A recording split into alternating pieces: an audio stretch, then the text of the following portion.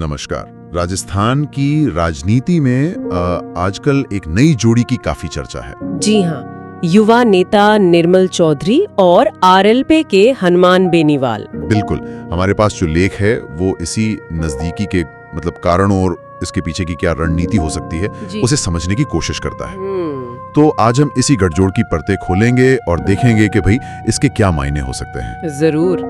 देखिए, निर्मल चौधरी जो राजस्थान यूनिवर्सिटी के छात्र संघ अध्यक्ष रह चुके हैं, अपने बेबाक अंदाज के लिए जाने जाते हैं। हाँ, काफी मुखर है वो। तो उनका झुकाव हनुमान बेनीवाल की तरफ क्यों बढ़ रहा है, ये समझना वाकई दिलचस्प है। हाँ, है तो। पहले थोड़ा इन दोनों किरदारों को समझ लेते हैं। जी। निर्मल चौधरी छात्र राजनीति से निकले हैं, जी। थोड़े कह सकते हैं आक्रामक तेवर वाले नेता। जी। और दूसरी तरफ हनुमान बेनीवाल आरएलपी के संयोजक, नागौर से सांसद भी रहे हैं। हाँ, और उनकी पूरी राजनीति ही किसान, जवान, युवाओं के मुद्दों पर टिकी है। वो अक्सर व्यवस्था से टकराते हुए दिखते हैं। हाँ, बिल्कुल। तो क्या इनकी कार्यशैली में कुछ समानता दिखती है आपको? बिल्कुल बिल्कुल, दोनों ही काफी मुखर हैं और सीधे अपनी बात रखते हैं बिना लाग लपेट के। और ये सिर्फ ऊपरी समानता नहीं है, मुझे लगता है ये उनके जुड़ाव का एक अहम आधार भी हो सकती है। अच्छा। हाँ, अगर हम कारणों की तह में जाएं तो सबसे पहली बात जो सामने आती है वो है उनका साझा राजनीतिक आधार और वोट बैंक। हाँ, और स्रोत भी यही कहता है कि दोनों जाट समुदाय से आते हैं। जी। जिसका राजस्थान में, खासकर अगर हम मारवाड़ क्षेत्र की बात करें, तो काफी राजनीतिक प्रभाव है। बहुत ज्यादा। निर्मल चौधरी ने तो, जैसा लेख में लिखा है, सार्वजनिक तौर पर बेनीवाल को हमारी जाति के सबसे बड़े नेता तक कहा है। जी हाँ, ये बयान काफी चर्चा में रहा था। तो क्या ये माना जाए कि ये जुड़ाव काफी हद तक सामुदायिक समीकरणों पर आधारित है? देखिए, ये एक महत्वपूर्ण पहलू तो जरूर है, हम इसे नकार नहीं सकते। सामुदायिक पहचान राजनीति में अक्सर एक गोंद का काम करती है। लेकिन सिर्फ यही नहीं है, इसके अलावा हमें हाल के लोकसभा चुनावों को भी देखना होगा। हाँ, वो भी जरूरी है। निर्मल चौधरी ने खुलकर हनुमान बेनीवाल के लिए प्रचार किया था। बेनीवाल उस समय इंडिया गठबंधन के उम्मीदवार थे। हाँ, मैंने भी पढ़ा। सिर्फ बयान नहीं दिए, बल्कि गांव में रैलियां की, युवाओं से वोट मांगे। बिल्कुल। तो ये उनके समर्थन का एक ठोस प्रमाण था। ये दिखाता है कि वो जमीन पर भी साथ आ रहे हैं। सही बात। तो ये सिर्फ हवाई बातें नहीं, एक्शन भी दिखने लगा था। जी।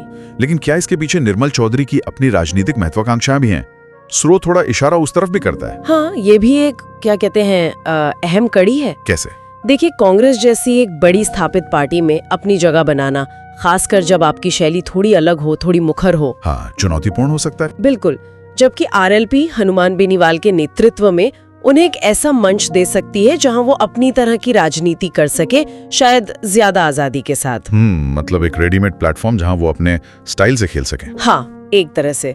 और ये किसी भी युवा नेता के लिए जिसे अपनी पहचान बनानी है, काफी आकर्षक हो सकता है। तो एक तरफ स्थापित पार्टी की शायद कुछ बंदिशें और दूसरी तरफ एक क्षेत्रीय पार्टी में खुलकर खेलने का मौका, ये वाकई एक महत्वपूर्ण फैक्टर लगता है। जी। और चौथा बिंदु जो सोत उठाता है वो है वैचारिक और शैलीगत समानता। हाँ, उस पर बात करते हैं। सही कहा। दोनों ही नेता व्यवस्था पर सवाल उठाने और संघर्ष की राजनीति करने के लिए जाने जाते हैं। एंटी एस्टैब्लिशमेंट स्टांस जिसे कहते हैं। हाँ, वो तो है। हाल में जब निर्मल चौधरी की गिरफ्तारी हुई थी, बिल्कुल, हनुमान बेनीवाल ने बहुत मजबूती से खुलकर उनका बचाव किया था और सरकार पर भी निशाना साधा था। इससे इन दोनों के बीच का जो रिश्ता है वो और मजबूत हुआ। ये सिर्फ एक नेता का दूसरे के लिए खड़ा होना नहीं था। नहीं, ये शायद एक मैसेज भी था। हाँ, ये दिखाना भी था कि वो दोनों एक ही तरह की व्यवस्था विरोधी राजनीति में विश्वास रखते हैं। तो ये गठजोड़ कई लेवल्स पर बनता दिख रहा है। सामुदायिक जड़ें हैं, चुनावी सहयोग है, राजनीतिक महत्वाकांक्षाएं हैं और फिर विचारधारा का मेल भी। जी बिल्कुल। इसे आप किस तरह से देखती हैं? क्या ये एक स्वाभाविक प्रगति है, एक नेचुरल अलायंस? काफी हद तक मुझे तो ये एक स्वाभाविक राजनीतिक तालमेल ही लगता है।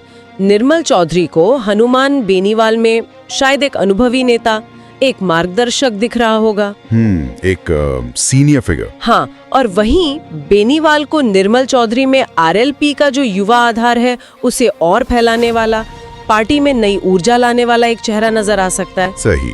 तो ये एक तरह से अनुभव और युवा जोश का संगम बन सकता है। बिल्कुल। एक को अनुभव और मंच मिल रहा है, दूसरे को युवा जोश और भविष्य की ताकत, दोनों के लिए फायदे का सौदा। तो कुल मिलाके ये सिर्फ एक राजनीतिक मेलजोल भर नहीं है, ये उससे कहीं ज्यादा है।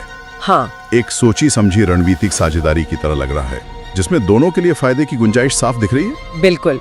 इस समीकरण में राजस्थान की राजनीति को, खासकर जाट समुदाय और युवाओं से जुड़ी राजनीति को प्रभावित करने की काफी क्षमता दिखती है। और जाते जाते हमारे श्रोताओं के लिए सोचने वाली बात क्या हो सकती है इस पर? हाँ, एक सवाल जो मेरे दिमाग में आता है वो ये कि जिस तरह ये गठजोड़ युवा मुद्दों और सामुदायिक पहचान पर फोकस कर रहा है, ये राजस्थान की जो दो बड़ी स्थापित पार्टियां हैं, कांग्रेस और बीजेपी, उनके लिए भविष्य में किस तरह की चुनौती पेश कर सकता है? अच्छा सवाल है। क्या ये उनके पारंपरिक वोट बैंक में सेंध लगा पाएगा, या फिर क्या ये वाकई एक तीसरा मजबूत ध्रुव बनने की क्षमता रखता है? इस पर नजर रखना दिलचस्प होगा। बिल्कुल।